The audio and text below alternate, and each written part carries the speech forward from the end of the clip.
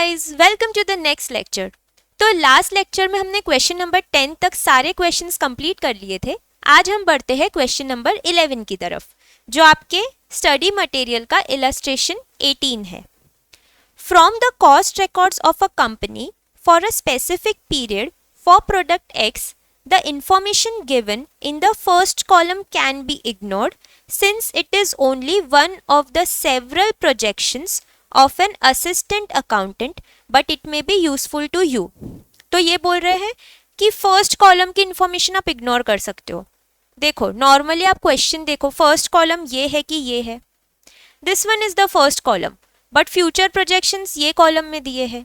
तो ये क्वेश्चन में थोड़ी सी गलती हुई है लिखने में, तो उनका बोलना है कि आप इसको इग्नोर कर सकते हो, बट हम थोड़ी इग्नोर करेंगे, है ना। हम तो इग्नोर होते हैं लाइफ में, इग्नोर नहीं करना है। आपको डिसीजन मेकिंग में सारा जो भी डेटा है सबको यूज करना है।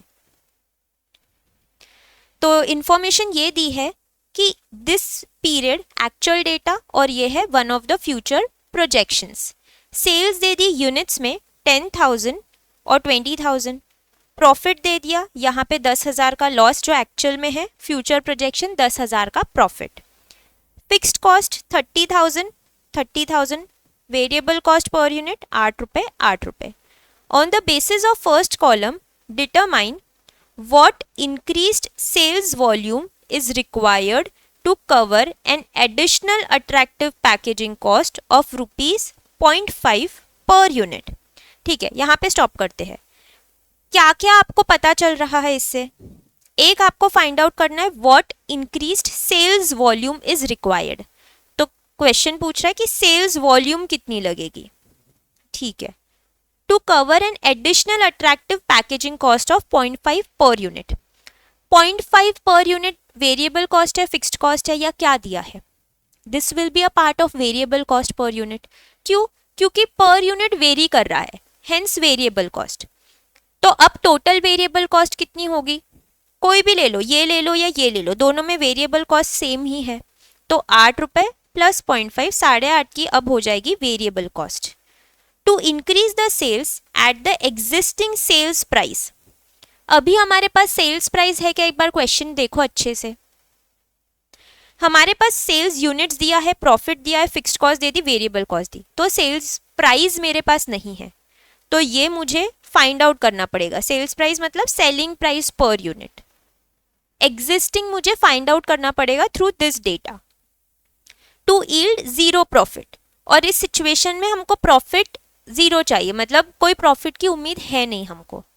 तो फाइंड आउट करना है सेल्स वॉल्यूम। ठीक है, ए पार्ट पे आने से पहले हमको एक इंफॉर्मेशन की जरूरत है from this data, which is sales price या सेलिंग प्राइस पर यूनिट। तो अब मेरा टारगेट ये रहेगा कि मुझे वो कैलकुलेट करना है। जैसे ही हम लोगों को 2 पीरियड डेटा दिखता है, 2 पीरियड्स के डेटा दिखते हैं, एक फॉर्मूला दिमाग में आता है। कौन सा? Difference in profit divided by difference in sales. किस चीज का फॉर्मूला है? पीवी रेशो का। मेरे पास डिफरेंस इन प्रॉफिट तो है, क्या मेरे पास डिफरेंस इन सेल्स है क्या?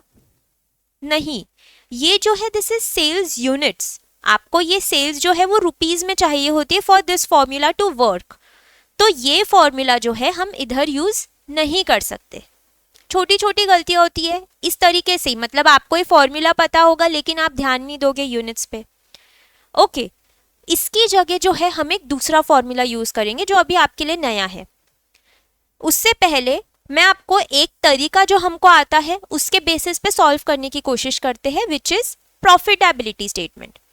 तो अब मुझे नहीं पता कि हम प्रोसीड कैसे करेंगे, बट एक चीज जो मुझे आती है वो है प्रॉफिटेबिलिटी स्टेटमेंट बनाना। तो लेट्स सी हम कहाँ पहुंचते। We will start with filling in all the data उस प्रॉफिटेबिलिटी स्टेटमेंट में, और देखते हैं हम कहाँ तक पहुंच सकते हैं। तो क्वेश्चन 11,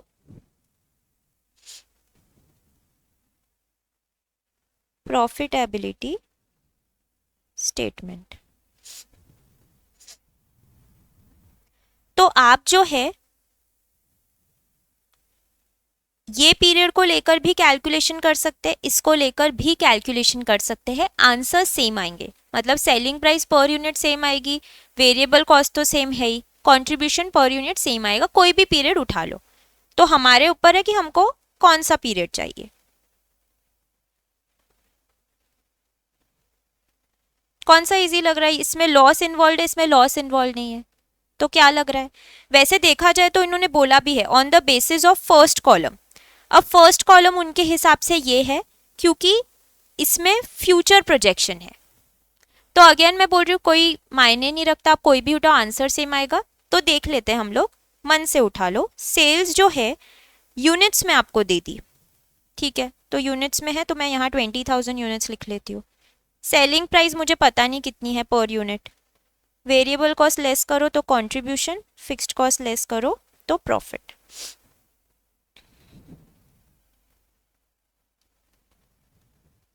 तो हम ये वाला पीरियड ले लेते हैं। चलिए मैं सॉल्व लगे तो आपको दोनों से करके बता दूंगी, बट हम ये पीरियड पे अभी स्टिक करते हैं।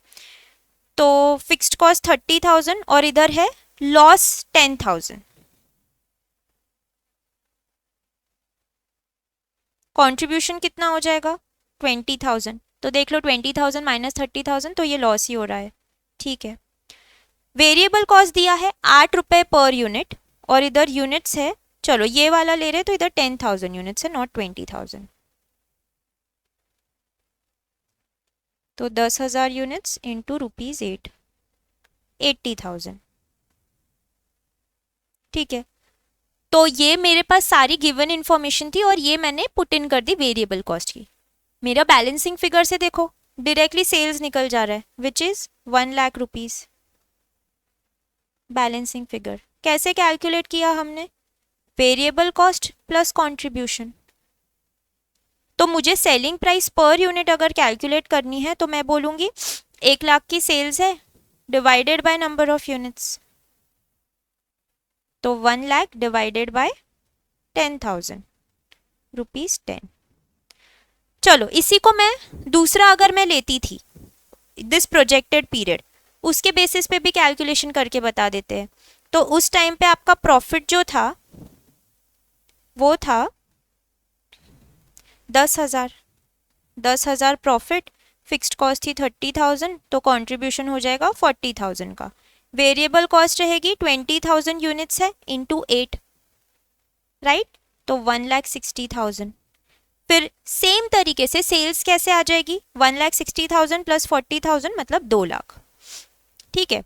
तो 2 लाख की सेल्स है divided by number of units 20,000 तो ₹10। सेम तरीके से फाइंड, मतलब डेटा जो है दूसरे पीरियड का लिया बट हुआ यही, सेम आंसर आ रहा है, तो आप कोई भी पीरियड का ले सकते हो, ठीक है। तो दिस और दिस। फिर वेरिएबल कॉस्ट पर यूनिट है ₹8, ये तो गिवन है। तो कंट्रीब्यूशन कितना हो गया? 2 रुपए का। इसको हम कंट्रीब्यूशन को दूसरी तरीके से भी फाइंड आउट कर सकते थे। कैसे? 20,000 का इधर कंट्रीब्यूशन आया और यहाँ पे हमारी यूनिट थी 10,000 तो ₹2 पर यूनिट कंट्रीब्यूशन हम इस तरीके से भी फाइंड आउट कर सकते थे। अब डिस्कस करते हैं वो फॉर्मूला जिसके बारे में मैं आपको बता रही थी, ठीक है। ये मैंने आपको मेन आंसर्स दे दिए कि सेलिंग प्राइस 10 रुपए आएगी उसके हिसाब से, वेरिएबल कॉस्ट तो गिवन है और कंट्रीब्यूशन पर यूनिट ₹2। हमारा फॉर्मूला बोलता है difference in profit divided by difference in units, इससे हमको मिलता है contribution per unit. Let's see हमारे जो अभी सॉल्व किया है उसमें वो फिट हो रहा है क्या। डिफरेंस इन प्रॉफिट कितना है? दोनों पीरियड्स के प्रॉफिट ले लो, तो 10,000 माइनस ये जो लॉस था 10,000 का divided by number of units का डिफरेंस 20,000 माइनस 10,000, तो ये कितना हो जाएगा? 20,000 डिवाइडेड बाय 10,000 मतलब ₹2 पर यूनिट। Hence proved.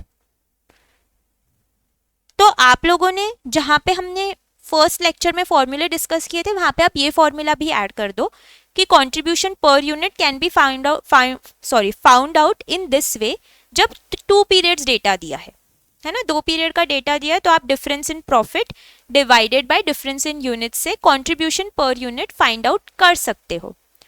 तो अगेन यहाँ पे अगर आपको कंट्रीब्यूशन मिल जाता था, फिर आपको variable cost per unit question में ही दी है, तो इसके बेसिस पे आप directly selling price per unit 10 रुपये फाइंड आउट कर सकते थे। तो ये छोटू सा तरीका है और ये है लंबा प्रोसेस। तो अगर आपको फॉर्मूले याद नहीं आते हैं या लर्न नहीं करना है तो आप ये स्टेटमेंट बना के भी प्रोसीड कर सकते थे। मैं ये वाला पार्ट अभी हटा दे रही हूँ।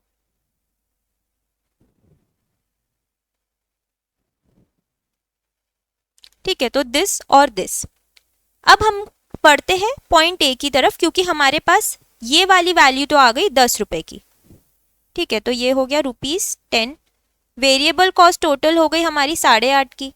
कंट्रीब्यूशन कितना आ जाएगा? 1.5 रुपीज का। ओके, फाइंड आउट क्या करना है? What increased sales volume is required. फिर सेल्स वॉल्यूम कितनी रिक्वायर्ड है, वेरिएबल कॉस्ट पता चल गई, सेलिंग प्राइस पता चल गई और प्रॉफिट उस केस में 0 है। कौन सा फॉर्मूला आपके हिसाब से यूज करेंगे? डिजायर्ड सेल्स का, जिसमें हम यूनिट्स के हिसाब से यूनिट्स फाइंड आउट करना है। फिक्स्ड कॉस्ट भी है मेरे पास, प्रॉफिट भी है, राइट? तो हम जो फॉर्मूला यूज करेंगे that will be of desired sales. तो ए पॉइंट के हिसाब से selling price per unit constant रहेगी 10 रुपए की, variable cost per unit ₹8 plus 0.5 rupee, तो ये हो जाएगी 8.5। और इसके हिसाब से अब कंट्रीब्यूशन रहेगा ₹10 माइनस ₹8.5, 1.5 रुपए का। ठीक है, हमको वॉल्यूम फाइंड आउट करनी है, तो डिजायर्ड सेल्स यूनिट्स में फाइंड आउट करना है। तो formula will be fixed cost divided by plus desired profit divided by contribution per unit. PV ratio से कब डिवाइड करते हैं? जब रुपीस में फाइंड आउट करना रहे। तो फिक्स्ड कॉस्ट है 30,000, डिजायर्ड प्रॉफिट है 0, कंट्रीब्यूशन पर यूनिट है 1.5, ये हो जाएगा 20,000 यूनिट्स का। क्या ये हमारा आंसर आ गया क्या? अगर आपने यहाँ पे स्टॉप कर दिया तो भी आपको पूरे मार्क्स नहीं मिलेंगे, क्योंकि क्वेश्चन क्या पूछ रहा है उस पर ध्यान दो। Question is asking you what increased sales volume is required to cover this. Increase कितना हुआ है सेल्स वॉल्यूम में? करंट पीरियड की सेल्स यूनिट्स है 10,000 और आपको जो भी टारगेट अचीव करना है उसके लिए 20,000 चाहिए। तो increased sales volume will be 20,000 minus 10,000. So this should be your main answer. Therefore, increased sales volume is equal to 20,000 minus अभी के पीरियड के यूनिट्स, तो 10,000 यूनिट्स बढ़ने चाहिए हमारे। This should be your main answer. ठीक है, एक बार ये लिख लो फिर हम आगे बढ़ेंगे। और जिन्होंने लिख लिया वो सेकंड पॉइंट खुद ट्राई करके देखिए।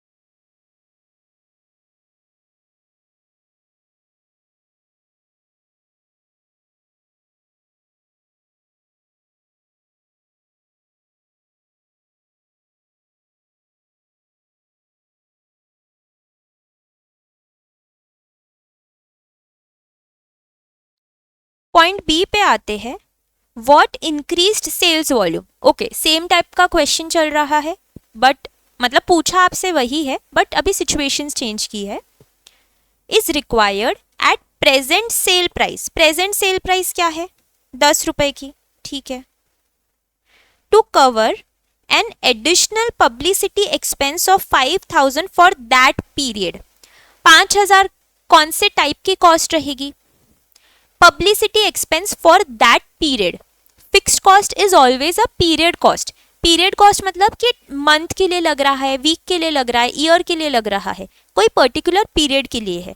तो पीरियड दिया है मतलब this is definitely your fixed cost. और ये एडिशनल फिक्स्ड कॉस्ट है, एडिशनल पब्लिसिटी कॉस्ट। तो टोटल फिक्स्ड कॉस्ट कितनी रहेगी, पहले की 30,000 plus this 5,000 while yielding a profit of 5,000। और इस केस में आपको प्रॉफिट भी दे दिया कि आप 5,000 का प्रॉफिट चाहिए अभी। इस सिचुएशन में सेम तरीके से आप फाइंड आउट करिए कि इंक्रीज्ड सेल्स वॉल्यूम कितनी रहेगी। फॉर्मूला डिजायर्ड सेल्स का ही लगाना है क्योंकि सेल्स यूनिट पहले फाइंड आउट करनी है। डिटेल्स में क्या क्या चेंज होंगे, मेरी सेलिंग प्राइस चेंज नहीं हो रही है, ये सिचुएशन अलग थी, ये सिचुएशन इंडिपेंडेंट है ऑफ सिचुएशन ए। तो यहाँ पे वेरिएबल कॉस्ट कितनी रहेगी, 8, जो क्वेश्चन में दिया था।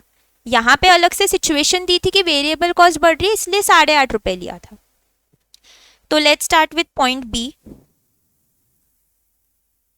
तो यहाँ पे अभी मेरे पास जो डिटेल्स है मैं लिख देती हूँ कि इस केस में सेलिंग प्राइस 10 रुपए की ही रहेगी, वेरिएबल कॉस्ट पर यूनिट रहेगी 8 रुपए की, जिससे हमारा कंट्रीब्यूशन पर यूनिट हो जाता है ₹2 का। ठीक है, fixed cost will be 30,000 rupees plus 5,000, 35,000, और हमको प्रॉफिट चाहिए 5,000 का। देयरफॉर डिजायर्ड सेल्स यूनिट्स में रहेंगे fixed cost plus desired profit divided by contribution per unit. 35,000 plus 5,000 divided by 2, तो 40,000 डिवाइडेड बाय 2, 20,000 यूनिट्स। अगेन यहाँ तक स्टॉप करोगे तो इनकम्प्लीट होगा। आपसे वही पूछ रहे कि इंक्रीज इन सेल्स वॉल्यूम कितनी चाहिए। अभी है 10,000 की यूनिट्स और 20,000 हमारा टारगेट रहेगा, ये सब हमको अचीव करना है, तो इंक्रीज रहेगा 10,000 का। Increase in sales volume 20,000 minus 10,000 units, 10,000 units.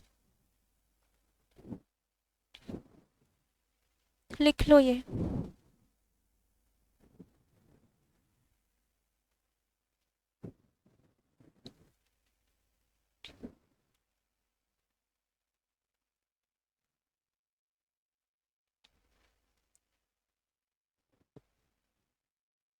चलिए सी पार्ट देखते हैं। What increased sales volume is required to reach a profit of 4,000? अब प्रॉफिट चाहिए 4,000 का, ठीक है।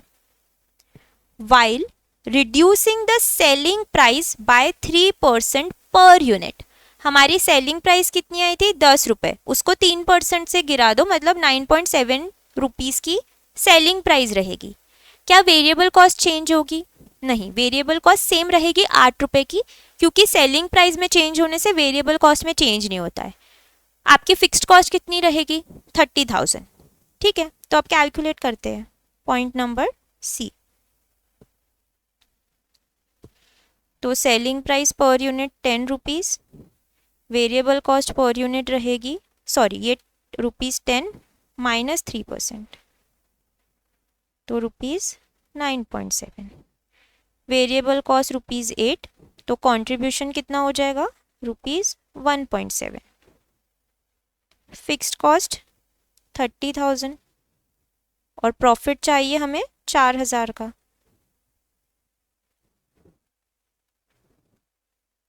डिजायर्ड सेल्स यूनिट्स में फाइंड आउट करना है, तो fixed cost plus desired profit divided by contribution per unit, तो 30,000 plus 4,000 divided by 1.7,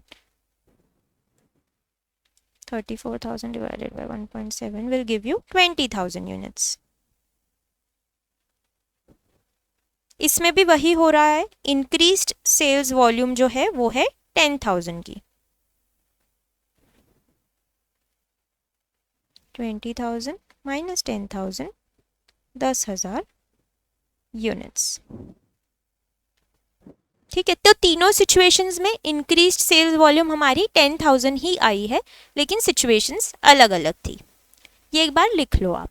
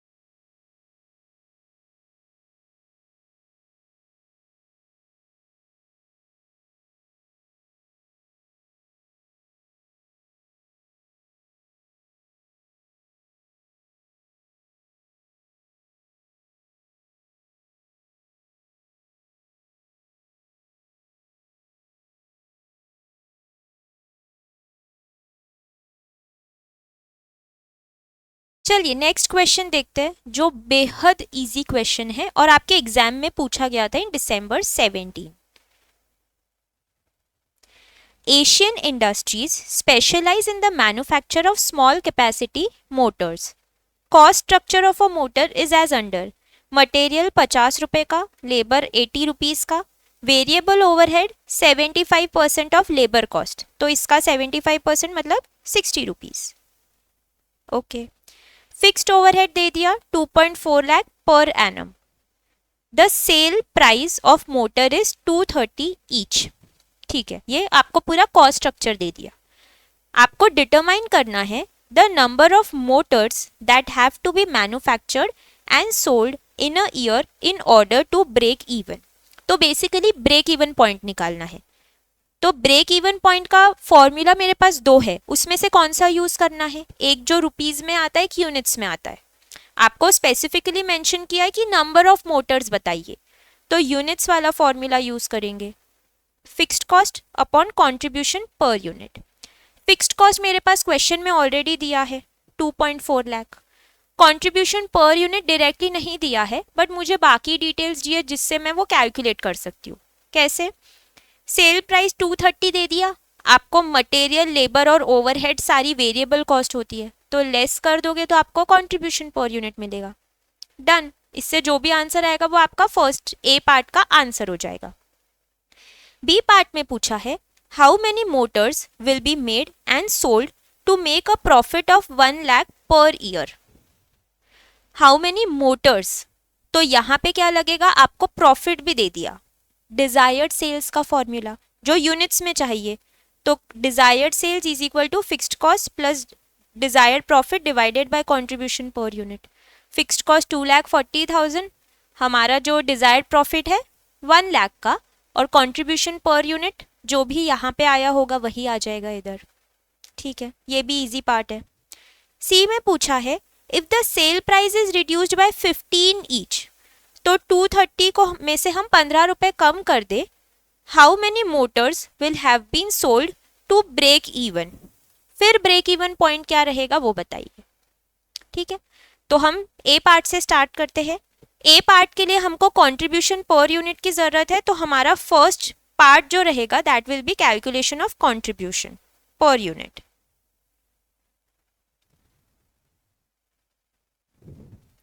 question 12, calculation of contribution per unit. तो सेल्स है 230 rupees, selling price per unit. फिर वेरिएबल कॉस्ट जो है इसमें है मेरा मटेरियल 50 रुपए का, लेबर है 80 रुपए का, और ओवरहेड्स है 75% ऑफ 80 का 75% मतलब 60 रुपए, तो दिस विल बी 190 रुपीज। तो कंट्रीब्यूशन हो गया आपका 230 माइनस 190, 40 रुपए का। ठीक है, अब फर्स्ट पार्ट में आ जाते हैं। ब्रेक इवन पॉइंट यूनिट्स में चाहिए, तो fixed cost divided by contribution per unit. 2,40,000 divided bye 40, 6,000।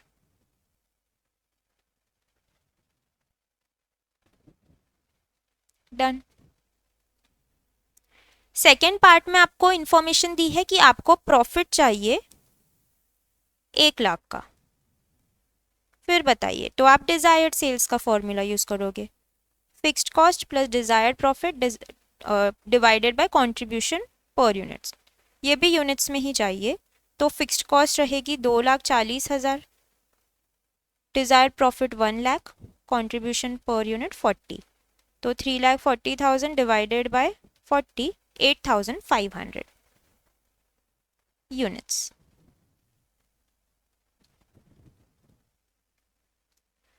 Third part में आपको बोला है कि सेलिंग प्राइस पर यूनिट जो है विच इज 230, उसको 15 रुपए से कम कर दो, तो अब हो जाएगी 215। जैसे ही सेलिंग प्राइस चेंज हो रही है आपका कंट्रीब्यूशन चेंज होगा, तो भले ही वेरिएबल कॉस्ट पर यूनिट उतनी ही है विच इज ₹190, तो contribution per unit will be 215 minus 190, 25 rupees. बस अब डिजायर हमको ब्रेक इवन पॉइंट कैलकुलेट करना है, क्योंकि यहाँ पे हमको चाहिए जीरो प्रॉफिट, मतलब ब्रेक इवन पॉइंट। तो break even point in units is equal to, fixed cost है हमारी सेम 2,40,000 डिवाइडेड बाय 25, 9,600 यूनिट्स।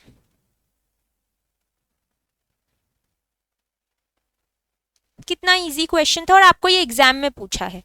तो अब क्या होता है, जब आपको इजी क्वेश्चंस एग्जाम में पूछते हैं तो प्रेजेंटेशन पे भी मार्क्स थोड़े रहते हैं। तो आप इसको चाहो तो बहुत शॉर्ट में सॉल्व कर सकते थे, लेकिन हमको मार्क्स देखने, 7 मार्क का क्वेश्चन रहा तो आप प्रॉपरली हर पॉइंट के लिए, जैसे ये सी पॉइंट है उसके लिए जैसे मैंने डिटेल्स लिखी है इस तरीके से प्रेजेंटेशन करना है ना। मुझे कोई शौक नहीं आ रहा है कि मैं डिटेल में इस तरीके से लिखूं, लेकिन आपको भी हैबिट बिल्डअप करनी है कि मार्क्स स्कोर करना है तो प्रेजेंटेशन पे भी फोकस करो। एक एक स्टेप के भी मार्क्स रहते हैं, तो हमको उस पे फोकस करना है कि हमारे बिल्कुल मार्क्स कहीं पे भी कट ना हो। लिख लो ये।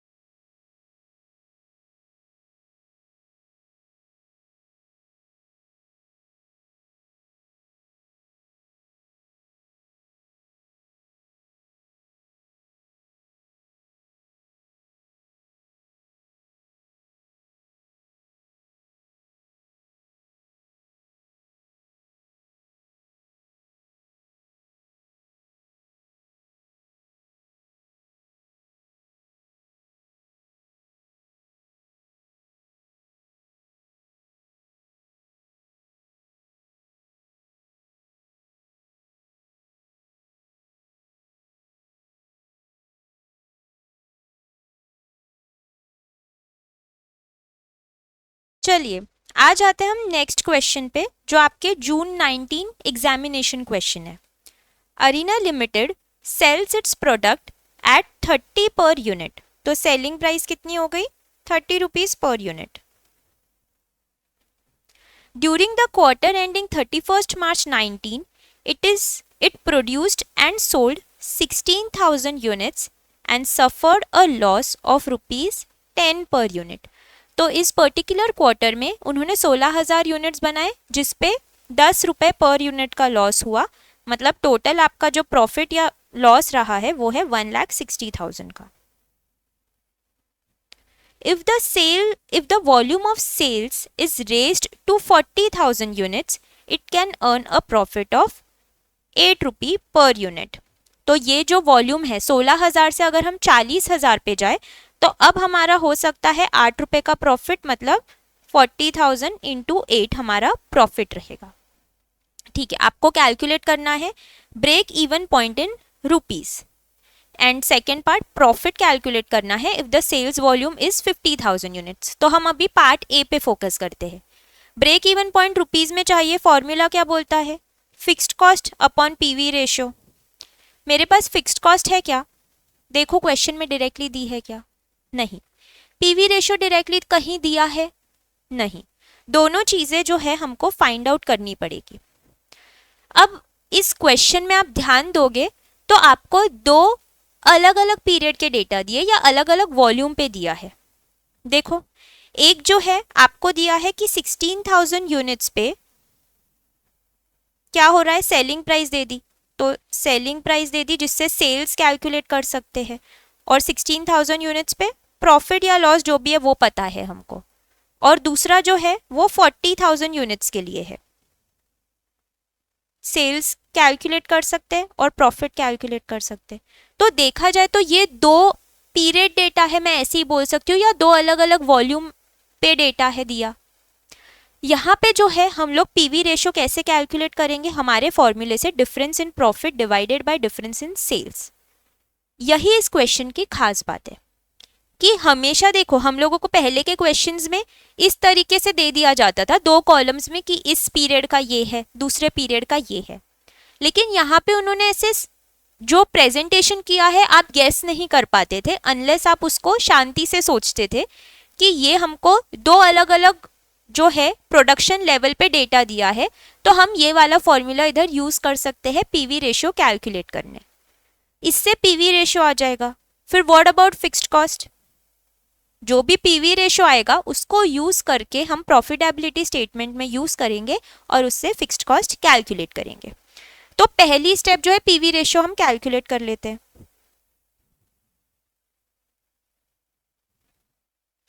क्वेश्चन नंबर 13,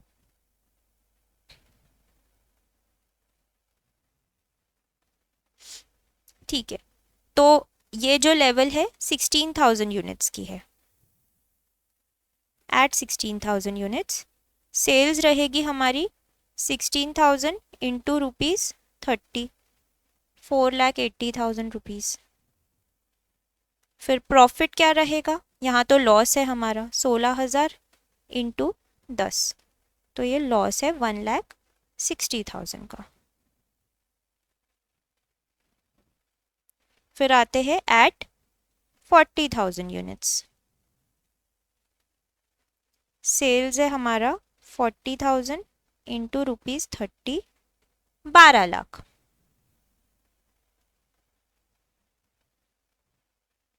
और प्रॉफिट है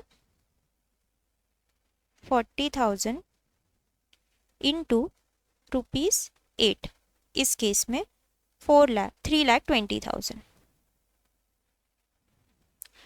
ये हो गए हमारे दोनों मतलब लेवल पे अलग अलग सेल्स और प्रॉफिट।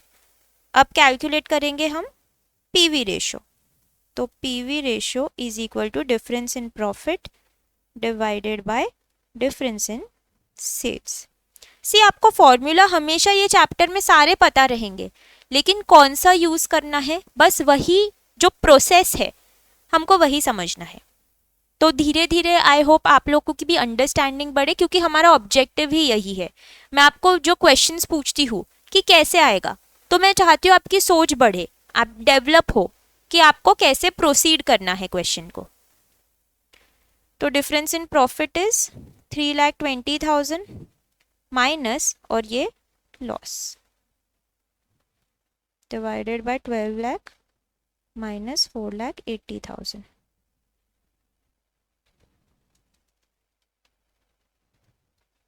तो ये हो जाएगा 4,80,000 divided by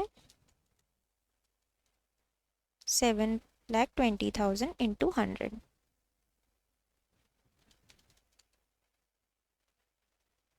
$66.6666।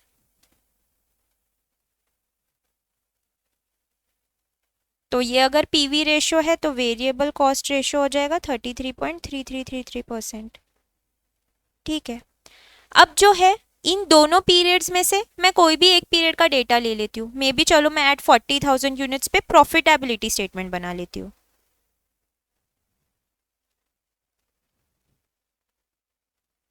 Profitability statement for 40,000 units. तो सेल्स रहेगी हमारी 40,000 यूनिट्स इंटू 30 रुपए के हिसाब से 12 लाख। वेरिएबल कॉस्ट क्या हो जाएगी इसका 33.3333%।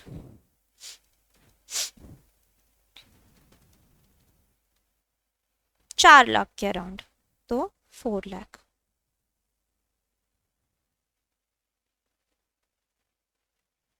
इसको 2 डेसिमल पॉइंट तक लोगे तो आंसर अलग आएगा, तो आप ट्राई करिए कि जितने ज़्यादा डेसिमल पॉइंट तक ले सकते हो तो आपका ये राउंड फिगर में आंसर आ जाएगा।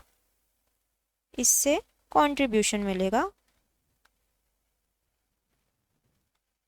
8 लाख का। और आपको यहाँ पे प्रॉफिट भी दे दिया है है ना, हमने यहाँ कैलकुलेट किया प्रॉफिट 3,20,000 का।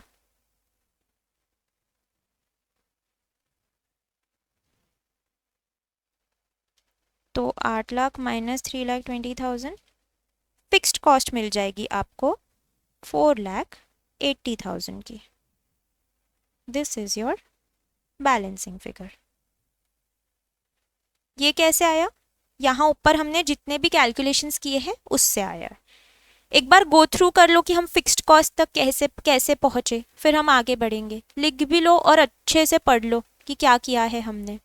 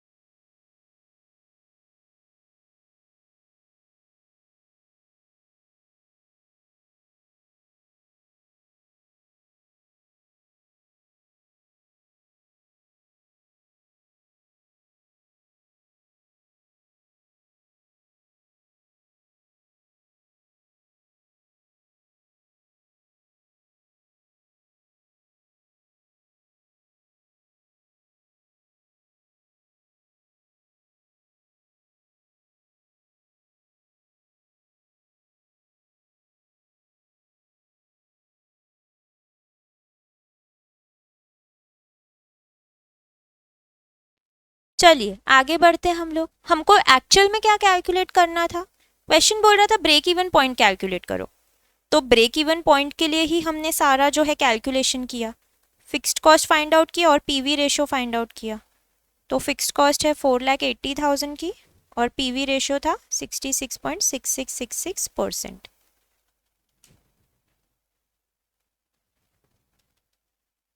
तो this will give you around 7,20,000 rupees की ब्रेक इवन सेल्स। ये हो गया आपका ए पार्ट का आंसर। बी में आपसे पूछ रहे हैं profit if the sales volume is 50,000। इसमें आप दो तरीके से सॉल्व कर सकते हो। एक क्या रहेगा कि आप अपना नॉर्मल प्रॉफिटेबिलिटी स्टेटमेंट बना लो 50,000 यूनिट्स पे। दूसरा, आप डिजायर्ड सेल्स के फॉर्मूले से भी फाइंड आउट कर सकते हो।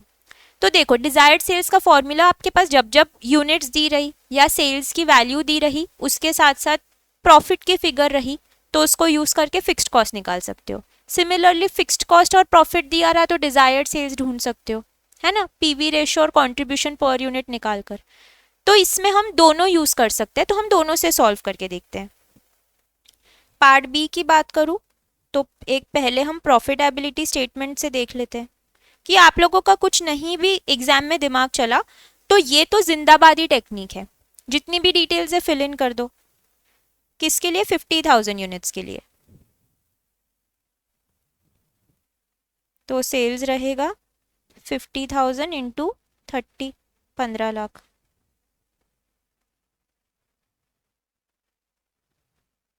वेरिएबल कॉस्ट रहेगा इसका 33.3333%, 5 लाख।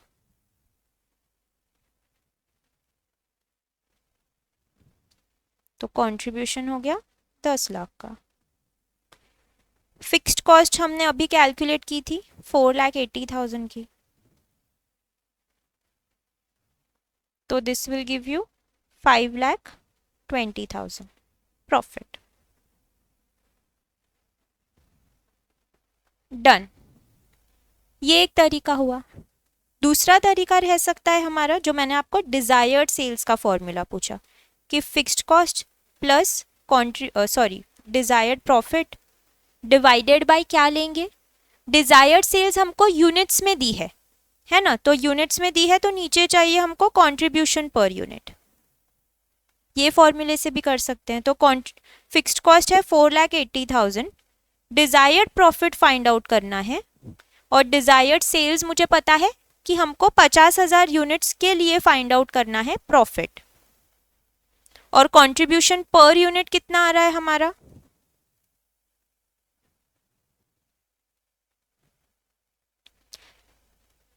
एक मिनट, हाँ, per unit contribution find out कर लो। 30 का 66.6666%, 20 रुपए। तो यहाँ पे मैं लगे तो लिख लेती हूँ contribution per unit is equal to 30 rupees का 66.6666%, 20 रुपए। ठीक है, तो divided by 20, 50,000 into 20 minus 4,80,000, it will give you same 5,20,000। तो कोई भी तरीका यूज करो, आंसर सेम आएगा। आपको जो कन्वीनियंट लगता है कर सकते हो, लिख लो।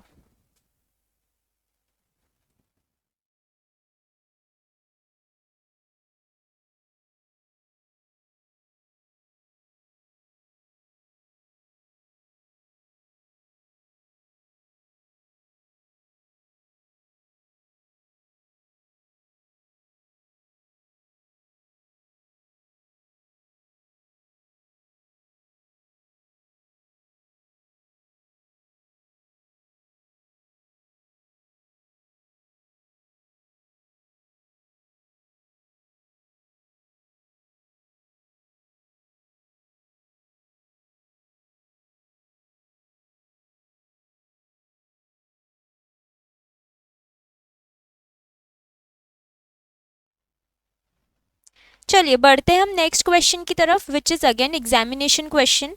दिसंबर 18 में आपको पूछा गया था, Kadini limited, a factory engaged in manufacturing plastic buckets, is working to 40% capacity and produces 10,000 buckets per annum. तो अभी की करंट सिचुएशन पे ये लोग वर्क कर रहे हैं एट 40% कैपेसिटी, 40% कैपेसिटी पे वर्क कर रहे हैं, जिसमें ये लोग 10,000 बकेट्स बना रहे हैं पूरे साल में। The present cost breakup for 1 bucket is, ठीक है। तो एक क्वेश्चन, अगर ये 40% कैपेसिटी पे 10,000 बकेट बनाते हैं तो 100% पे कितनी बनाते होंगे बताइए। 10,000 डिवाइडेड बाय 40%, 25,000। पूरे साल में अगर मतलब 100% पे वर्क करे तो ये लोग 25,000 बकेट्स बना सकेंगे। कॉस्ट ब्रेकअप दिया है एक बकेट का, मटेरियल 10 रुपए का लगता है, लेबर 3 रुपए का लगता है, ओवरहेड लगते हैं 5 रुपए के, out of which 60% is fixed. Okay, तो 5 रुपए में से फिक्स्ड है आपका 60%, मतलब 3 रुपए फिक्स्ड है, तो 2 रुपए हो गया आपका वेरिएबल। ओके, सेलिंग प्राइस दी है 20 रुपीज per bucket. If it is decided to work the factory at 50% capacity. Okay, तो 50% कैपेसिटी पे कितना बना पाएंगे, चलिए ये क्वेश्चन का आंसर दीजिए। 100% पे 25,000 बकेट्स है, तो 50% पे इसका आधा 12,500। ठीक है, तो अब अगर 50% कैपेसिटी पे काम करना है तो 12,500 बकेट्स बनेगी। बट उस केस में क्या होगा, selling price falls by 3%। Selling price देखो कितनी दी थी, 20 रुपए की, तो सेलिंग प्राइस 3% से गिरना मतलब 20 माइनस 3%, 19.4 रुपीज। ओके, तो ये सारी जो इंफॉर्मेशन थी हमने अभी लिख ली है। एक चीज जो अभी और रह गई है वो ये है कि ओवरहेड्स का फिक्स्ड और वेरिएबल कितना है। तो हमेशा मैंने आपको एक बात बोला है कि फिक्स्ड कॉस्ट अगर आपको पर यूनिट दिया रहा क्वेश्चन में, तो जिस लेवल ऑफ प्रोडक्शन के लिए दिया रहा उसी लेवल ऑफ प्रोडक्शन पे आप टोटल फिक्स्ड कॉस्ट इमीडिएट निकाल लीजिए। मतलब आप ये नहीं करोगे कि यहाँ पे इस लेवल पे फिक्स्ड कॉस्ट क्या रहेगी, आप बोलोगे 12,500 इंटू 3, नहीं, fixed cost is always fixed, right. तो आपको जब ये कैलकुलेशन करके दिया है कि 60% इज फिक्स्ड, तो ये कौन से लेवल पे है, जब आप 10,000 बकेट बना रहे हो। तो टोटल फिक्स्ड कॉस्ट हो गई आपकी 10,000 इंटू ₹3, मतलब 30,000 की फिक्स्ड कॉस्ट। ठीक है, तो मटेरियल पर यूनिट हो गया, लेबर पर यूनिट हो गया, और वेरिएबल पर यूनिट हो वेरिएबल ओवरहेड पर यूनिट हो गए। आपके पास वेरिएबल कॉस्ट हो गई 15 रुपए की और सेलिंग प्राइस थी 20 की, है ना। तो इसके हिसाब से कंट्रीब्यूशन 5 रुपए का पहले था। ठीक है, अब आपको क्या फाइंड आउट करना है, प्रॉफिट एट 50% कैपेसिटी। 50% कैपेसिटी पे प्रॉफिट कितना आएगा, ठीक है, तो हमारे पास दो तरीके एज यूजुअल रहेंगे इसके सॉल्व करने के। चलिए देखते हैं। पहले हम स्टार्ट करेंगे, सारी इन्फॉर्मेशन जो अभी हमने देखी है लिख लेंगे, उसके बेसिस पे आगे कैलकुलेशंस करेंगे। तो this is your question number 14।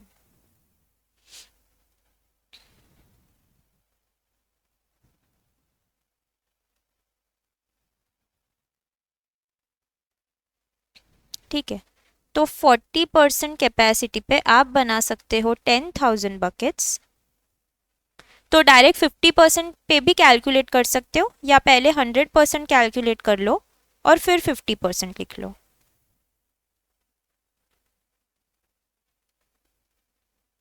ठीक है, सेलिंग प्राइस है 20 रुपीज़, वेरिएबल कॉस्ट में है डायरेक्ट मटेरियल 10 रुपये का, लेबर है 3 रुपये का, और वेरिएबल ओवरहेड हो गए 5 रुपये का, 40% 2 रुपये। तो कंट्रीब्यूशन विल बी 5 रुपये।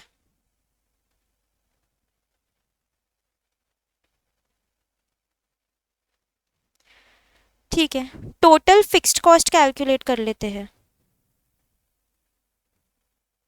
10,000 इंटू ₹3, और ₹3 कैसे आया हमारा? 5 रुपये का 60%, या मैं यहाँ पे भी डायरेक्टली लिख सकती हूँ 5 इंटू 60%। तो दिस विल गिव यू 30,000 की फिक्स्ड कॉस्ट। ठीक है, अब रिवीजन हो रही है इसमें। रिवीजन इन कॉस्ट मतलब सेलिंग प्राइस अब कितनी है, आपको बोल रहे हैं कि ये 3% से गिर रही है ना। जब हम 50% पे वर्क कर रहे हैं तो 20 minus 3%, 19.4 rupees. Okay, variable cost अब कितनी है? सेम रहेगी, वेरिएबल कॉस्ट में थोड़ी चेंजेस होंगे ना, राइट। तो ये रहेगी 15 रुपए की। अब कंट्रीब्यूशन हो गया आपका 4.4 रुपीज का। हमको फाइंड आउट क्या करना है? प्रॉफिट फाइंड आउट करना है। तो एक तरीका है प्रॉफिटेबिलिटी स्टेटमेंट, दूसरा डिजायर्ड सेल्स का। तो प्रॉफिटेबिलिटी स्टेटमेंट यूज करके देखते हैं।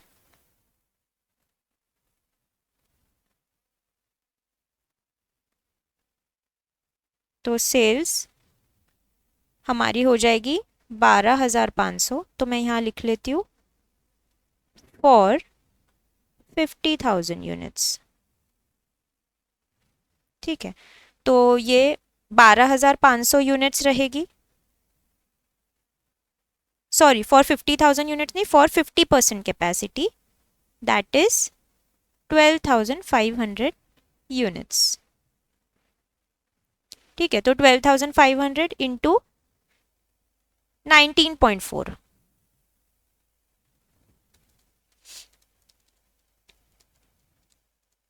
This will give you 242,500। Variable cost होगी 12,500 इंटू 15, 1,87,500। 55,000 का कंट्रीब्यूशन। फिक्स्ड कॉस्ट जो है 30,000 की जो है फिक्स्ड ही है, तो प्रॉफिट हो जाएगा 25,000। इसको शॉर्ट करना है तो एक और तरीका कर सकते हैं कि हमने यहाँ कंट्रीब्यूशन कैलकुलेट किया, तो आप डायरेक्टली इस स्टेज पे भी आ सकते हो कि आप लिख दो contribution is equal to 4.4 into number of units 12,500। तो यहाँ से भी स्टार्ट कर सकते हो, है ना, क्योंकि ये पर यूनिट कैलकुलेट कर लिया, इसको नंबर ऑफ यूनिट से मल्टीप्लाई कर लो। तो 4.4 इंटू 22,500, सॉरी 12,500, 55,000 आएगा, माइनस फिक्स्ड कॉस्ट कर दो, प्रॉफिट फिगर मिल जाएगी। दूसरा तरीका जो है डिजायर्ड सेल्स का है हमारे पास।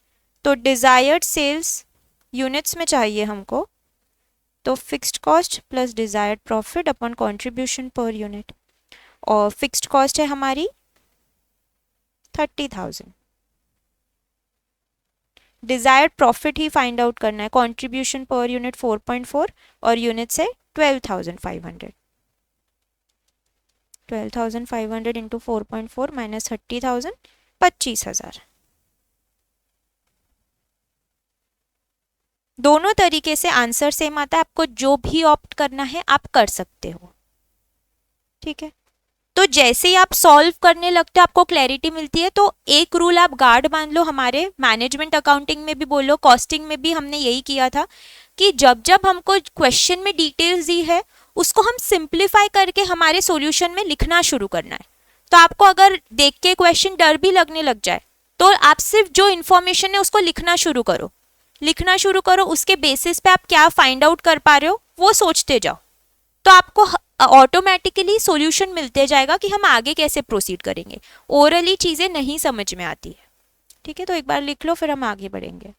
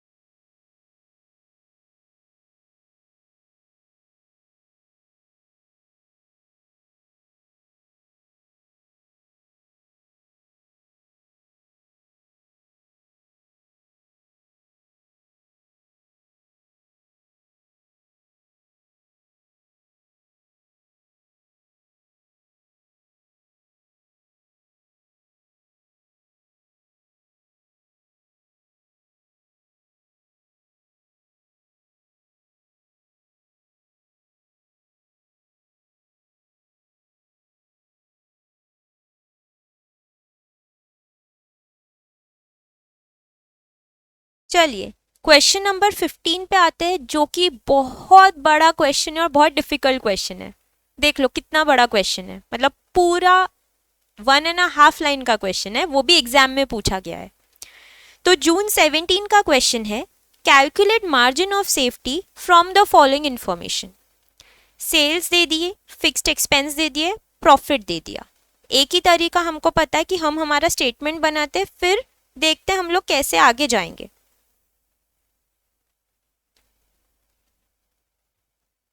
तो क्वेश्चन 15, हमको सेल्स पता है 30 लाख, ये गिवन है। वेरिएबल कॉस्ट नहीं पता, कंट्रीब्यूशन नहीं पता, हमको पता है फिक्स्ड कॉस्ट 9 लाख की है, दिस इज अगेन गिवन, और हमको प्रॉफिट पता है 6 लाख का। बहुत डिफिकल्ट रहेगा कंट्रीब्यूशन कैलकुलेट करना, राइट? क्या आएगा कंट्रीब्यूशन? 15 लाख। और वेरिएबल कॉस्ट करना तो और डिफिकल्ट है, कितना? 15 लाख का वेरिएबल कॉस्ट। तो ये हमारी बैलेंसिंग फिगर हो गई, ठीक है। आपको वो फॉर्मूला याद है क्या मार्जिन ऑफ सेफ्टी का? मतलब क्या क्या अलग अलग फॉर्मूले हैं? देखो, एक फॉर्मूला ये रहता है कि आप जो टोटल सेल्स है उसमें से ब्रेक इवन सेल्स निकाल लो तो आपको मार्जिन ऑफ सेफ्टी मिलेगी, एक ये फॉर्मूला हो गया। Break even sales, this will give you margin of safety. दूसरा, आप जो है प्रॉफिट और पीवी रेशो को यूज करके निकाल सकते हो, है ना। हमने एक फॉर्मूला देखा था कि margin of safety into PV ratio is equal to profit, जिसका that is margin of safety का एक फॉर्मूला हुआ था प्रॉफिट अपॉन पीवी रेशो। याद है ना, हमने देखा था ये फॉर्मूला। तो दोनों में से आपको ये फॉर्मूला नहीं याद है तो आप ये जो बेसिक कॉन्सेप्ट हमारा ये वाला ये यूज करके आगे बढ़ सकते हो। तो हमको चाहिए दोनों केसेस में पीवी रेशो की जरूरत है, तो हम यहाँ पे लिख लेते कि हमारे पास पीवी रेशो क्या है। PV ratio will be 50%, 15 lakh upon 30 lakh. Variable cost ratio भी आ गया हमारे पास 50%, पर हमको जरूरत नहीं है। तो दोनों मेथड से हम सॉल्व करके देखते हैं। तो पहले ये टोटल सेल्स कितनी है मेरे पास? 30 लाख की। ब्रेक इवन सेल्स कैसे फाइंड आउट करेंगे? फिक्स्ड कॉस्ट है 9 lakh divided by PV ratio 50%, तो 18 लाख हो जाएगी ये। तो मार्जिन ऑफ सेफ्टी कितनी हो जाएगी? 30 लाख माइनस 18 लाख, 12 लाख। दूसरा तरीका ये है कि margin of safety is equal to profit 6 lakh और पीवी रेशो 50%, तो again this will give you 12 lakh. बहुत डिफिकल्ट क्वेश्चन था ये तो, है ना? देख लो और लिख लो एक बार। शुरुआत बस मैं आपको अगेन वही बोलती हूँ कि जो इन्फॉर्मेशन दी आप लिख लो, आपको फिर पूरा आप उस हिसाब से सोच सकते हो, आपको एक डायरेक्शन मिल सकती है ना? तो लिख लीजिए ये।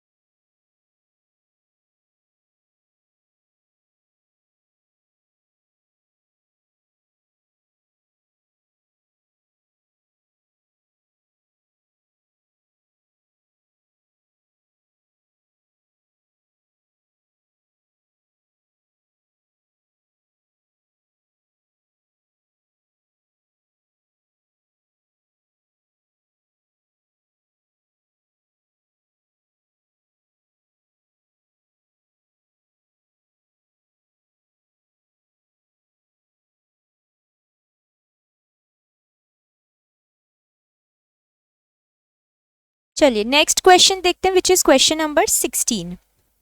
A company has a capacity of producing 50,000 units of a certain product in a month. The sales department reports that the following schedule of sale prices is possible. तो कैपेसिटी है उसकी कितनी? 50,000 की। और आगे चल के बताए कि अगर वॉल्यूम ऑफ प्रोडक्शन चेंज होता है तो उस हिसाब से सेलिंग प्राइस बताई है। तो वॉल्यूम ऑफ प्रोडक्शन अगर 60% करते हैं, मतलब 50,000 का 60% मीन्स 30,000। 30,000 यूनिट्स प्रोड्यूस करते हैं तो सेलिंग प्राइस पर यूनिट है 0.95। 50,000 का 70% मतलब 35,000 यूनिट्स प्रोड्यूस करते हैं तो सेलिंग प्राइस है 0.9 एंड सो ऑन। फिर ये 40,000 प्रोड्यूस करे तो ये सेलिंग प्राइस है, फिर ये 45,000 एंड ये 100% मतलब 50,000 पे इतनी सेलिंग प्राइस है। ठीक है, तो बेसिकली ये आपके यूनिट्स हो गए, ये हो गई सेलिंग प्राइस पर यूनिट। इन दोनों को मल्टीप्लाई करो तो मुझे टोटल सेल्स की वैल्यू मिल सकती है ना? Variable cost of manufacture between these levels is 0.2 per unit. ठीक है, तो ये सेलिंग प्राइस पर यूनिट जैसे मुझे इसकी पता है, इसके लिए वेरिएबल कॉस्ट पर यूनिट है 0.2 and the fixed cost is 15,000. At which volume of production will the profit be maximum?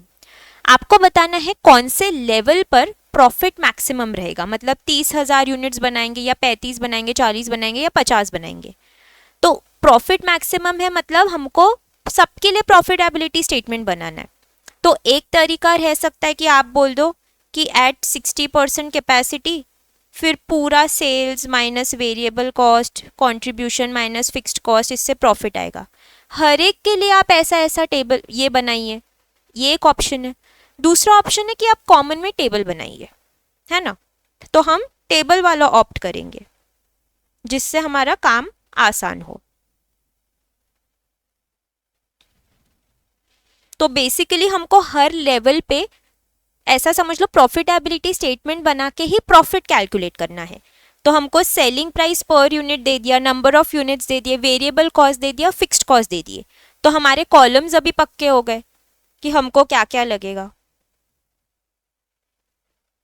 तो एक टेबल बनाना है पहले।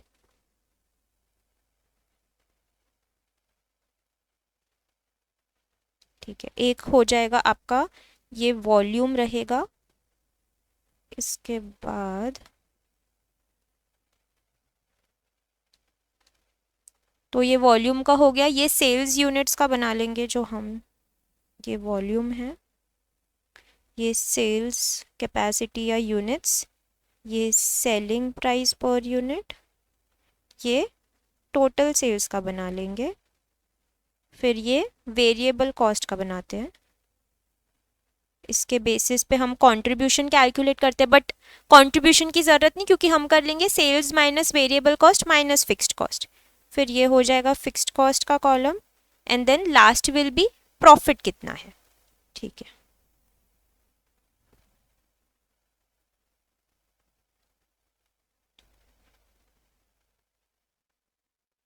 this is your volume, then sales quantity, selling price per unit, total sales, variable cost, fixed cost and profit।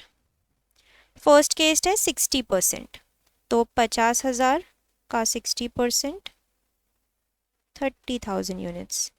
Selling price है इस case में 0.95, तो total sales हो जाएगी 28,500। वेरिएबल कॉस्ट पर यूनिट आपको दी है 0.2, तो इंटू 0.2 मतलब इसका आधा कर लो, सॉरी इंटू 0.2 करना है तो 5700। सॉरी मैंने टोटल सेल्स इंटू 0.2 किया, नंबर ऑफ यूनिट्स इंटू 0.2 करना है। एक चीज़ और कर लेते हैं कि चलो इसकी नंबरिंग दे देते हैं कि गलती ना हो, जैसे मैंने अभी बहुत सिली मिस्टेक कर दी थी।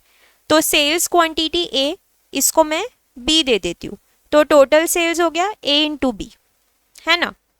इसको मैं सी पॉइंट दे देती हूँ। वेरिएबल कॉस्ट क्या रहेगा, जो हमारी सेल्स क्वांटिटी है इंटू 0.2। फिक्स्ड कॉस्ट क्या है, कांस्टेंट है गिवन। प्रॉफिट क्या रहेगा, प्रॉफिट रहेगा आपका जो पॉइंट नंबर सी आया, मतलब टोटल सेल्स माइनस, इसको हम डी दे देते हैं, माइनस डी, और इसको हम ई बोल देते हैं, माइनस ई। ठीक है, तो प्रेजेंटेशन पर्पज से ये सही हो गया। तो दिस विल बी 30,000 इंटू 0.2, 6,000, और फिक्स्ड कॉस्ट है 15,000।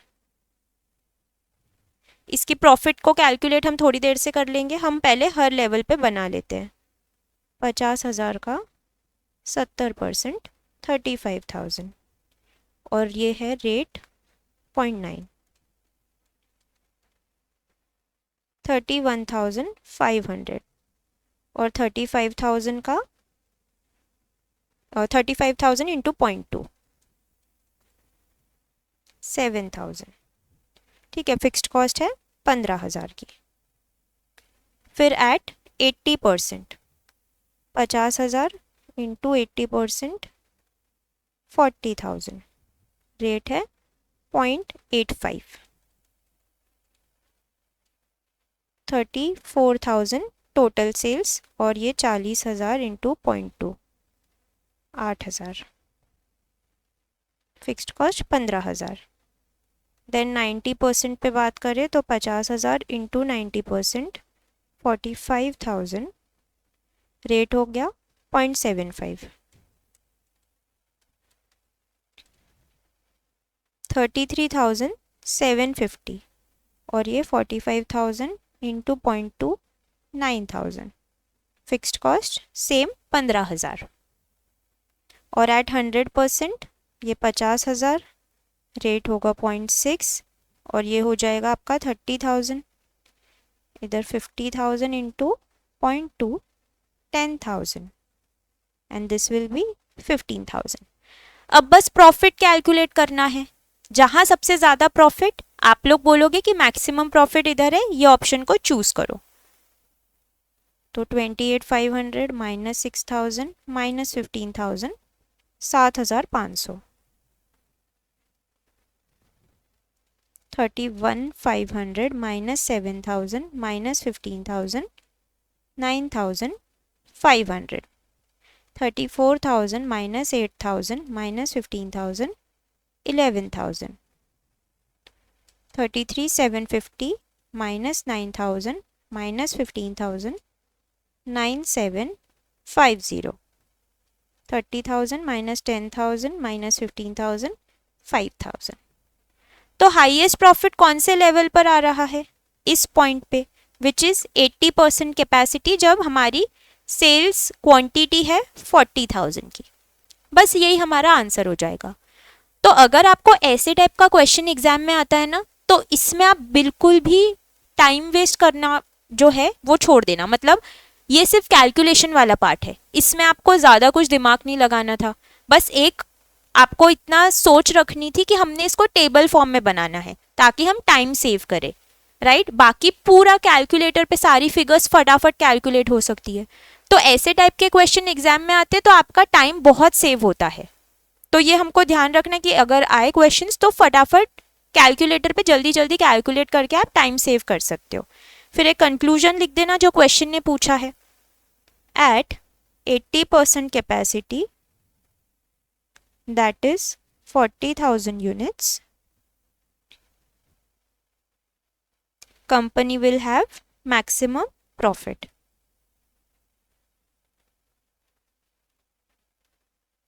Maximum profit of rupees 11,000. लिख लो इसको। This is question number 16.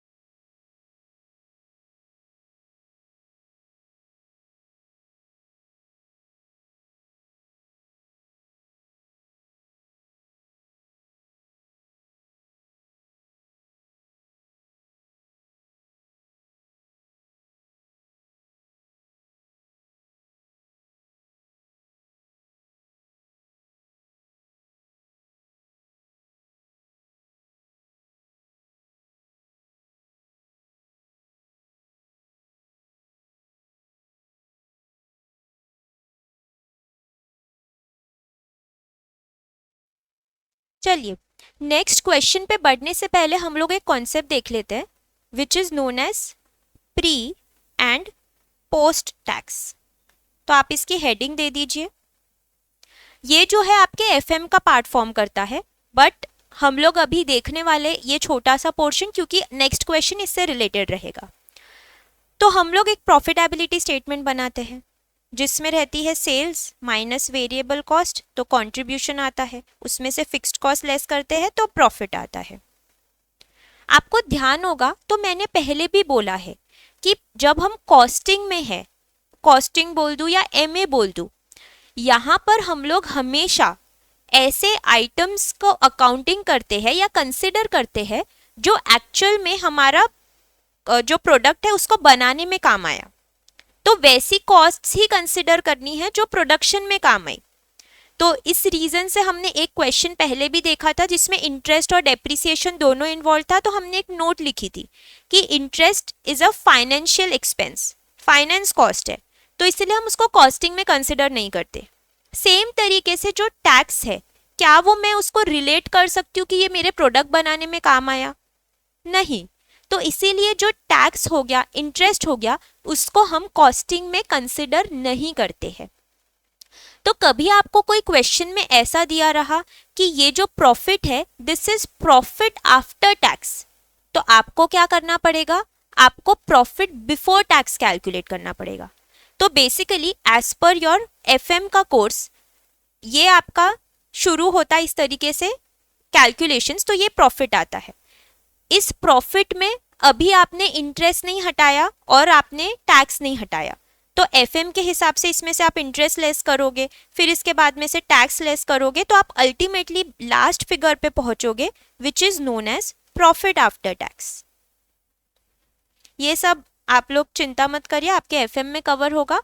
अगर आपने पढ़ लिया है तो वेल एंड गुड, नहीं पढ़ा होगा एफएम तो इसीलिए मैं आपको अभी ये ब्रश अप कर रही हूँ कॉन्सेप्ट।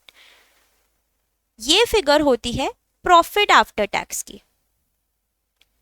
सपोज आपको ऐसा एग्जाम्पल दिया है जिसमें ये figure they the which is profit after tax, मान लेते हैं दिस इज 1 लाख। अब हम तो है कॉस्टिंग में, हम एफएम में नहीं है, कॉस्टिंग बोल लूँ या एमए बोल लूँ, हमारे लिए ये वाली फिगर रेलेवेंट नहीं है। हमको कौन सी फिगर चाहिए? हमको ये वाली चाहिए। तो क्या करना पड़ेगा? इस फिगर से हमको ये फिगर तक पहुंचना पड़ेगा, है ना। यही कैलकुलेशंस हम अभी देखेंगे। एग्जाम्पल ले लेती हूं मैं अगर, तो मान लेते हैं आपको दे दिया कि ठीक है, सेल्स है आप लोगों की 10 लाख, टैक्स है 10%। मैं आपको बोल रही हूँ कैलकुलेट करिए आफ्टर टैक्स कितना होगा। ये इसको प्रॉफिट ले लेते, चलो ये आपका प्रॉफिट है 10 लाख, टैक्स 10% है, कैलकुलेट करिए प्रॉफिट आफ्टर टैक्स। तो कॉमन सेंस अगर हम लगाए तो क्या बोलेंगे कि मैम देखो 10 लाख की प्रॉफिट है, इसमें 10% टैक्स है, मतलब 10 लाख का 10% कम कर दो, 1 लाख कम कर दो, तो overall profit after tax should be 9 lakh. Correct है, ठीक है। फिर कभी अगर आपको ऐसा दे दिया कि प्रॉफिट आफ्टर टैक्स 9 लाख है और टैक्स रेट 10% है, कैलकुलेट करिए प्रॉफिट बिफोर टैक्स, तो आप क्या करोगे? क्या करोगे? तो सिंपल है, देखो अगर मैं इसकी बात करूं, हमने क्या किया था, 10 लाख माइनस 1 लाख, 1 लाख क्या था, 10 लाख का 10% इज इक्वल टू 9 लाख। इसको हमने बोला था this is profit after tax, this was profit before tax, और ये क्या था हमारा टैक्स। तो अल्टीमेटली अगर मैं इसकी बात करूं, किसकी, 9 लाख की, which is profit after tax, ठीक है। तो 9 लाख कैसे आया होगा? 9 लाख बेसिकली जो हमारा प्रॉफिट बिफोर टैक्स है 10 लाख, उसका 90% है। सोचो एक बार मैंने क्या बोला, 10 lakh profit before tax, tax amount हो गई 1 लाख विच इज 10 लाख का 10%, तो प्रॉफिट आफ्टर टैक्स हो गया 9 लाख का। अगर मैं ये पोर्शन अभी हटा देती हूँ, है ना, इसकी मैं बात नहीं कर रही हूँ, मैं बात कर रही हूँ सिर्फ 9 लाख की which is profit after tax, तो मैं ये भी बोल सकती हूँ कि जो प्रॉफिट आफ्टर टैक्स है वो 10 लाख जो प्रॉफिट बिफोर टैक्स था उसका 90% है। 90% कैसे आया? 90%। आपका जो टैक्स था, टैक्स रेट था 10%, है ना, तो 100 माइनस 10 कर दिया मैंने, तो ये 90% आ गया। या मैं इसको 1 माइनस, इसको मैं अगर 0.9 लिख दूं तो 1 माइनस 0.1 भी बोल सकती हूँ, 90% बोल दूं या 0.9 बोल दूं, तो ये 90% कैसे आ रहा है? This 1 minus 0.1 which was the tax rate 10% का। तो मेरा प्रेजेंटेशन क्या रह सकता है कि profit after tax is equal to profit before tax into 1 minus the tax rate. अगर आपको ये सब ऊपर की चीजें मे बी सपोज नहीं समझ में आ रही है, आपके ये एफएम में कवर होने वाला है, आप ये फॉर्मूला याद रख लो। बट मैंने आपको क्या बोला, देखो बेसिक चीज आपने ये कैलकुलेट कर लिया था कॉमन सेंस से। हमने अब सिर्फ ये किया कि ये 9 लाख को बताया कि 9 लाख जो है वो प्रॉफिट बिफोर टैक्स का 90% है, और ये 90% मतलब 1 minus the tax rate, tax rate था 10%, तो 1 माइनस दैट इज 90% या 0.9 बोल दूं, एक ही बात है ना। तो प्रेजेंटेशन हमेशा ऐसे करेंगे कि profit after tax is equal to profit before tax bracket में 1 माइनस टैक्स रेट, ठीक है। तो इससे रिलेटेड क्वेश्चन जो है वो हम लोग नेक्स्ट लेक्चर में देखेंगे।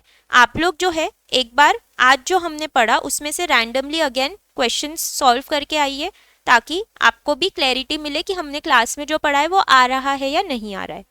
और नेक्स्ट क्वेश्चन जो है इस कॉन्सेप्ट पे ही बेस्ड है, आप वो अटेम्प्ट करके आइए विच इज क्वेश्चन नंबर 70, ठीक है। चलिए गाइस, हम लोग मिलते हैं नेक्स्ट लेक्चर में। आप लोग जो है वो ये लिख सकते हो, ये पार्ट तो आप स्किप कर दो, इतना कुछ काम का नहीं है। ये लिख लो फॉर्मूला, और एक मैं नोट भी लिखा देती हूँ आपको। चलिए, नोट में हम लिखेंगे in cost accounting and MA we only consider profit, इसको हाईलाइट करना है हमको, बिफोर टैक्स।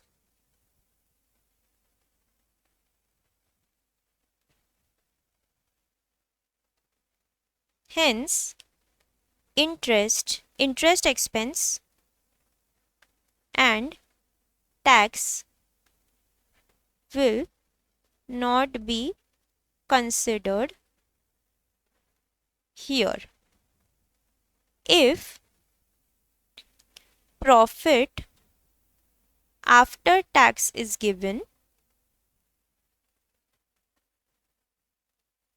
we will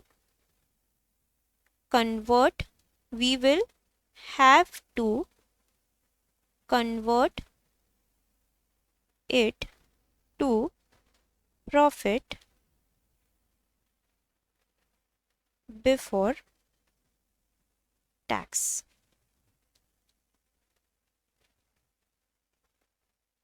ठीक है, तो अगर प्रॉफिट आफ्टर टैक्स दिया है तो उसको बिफोर टैक्स करिए और फिर कैलकुलेशन करिए, क्योंकि हम लोग कॉस्टिंग में टैक्स और इंटरेस्ट ये सारी चीजें कंसिडर करते ही नहीं है।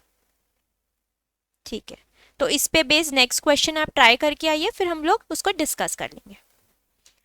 ओके गाइस, तो मिलते हैं हम लोग नेक्स्ट लेक्चर में। Bye bye, take care.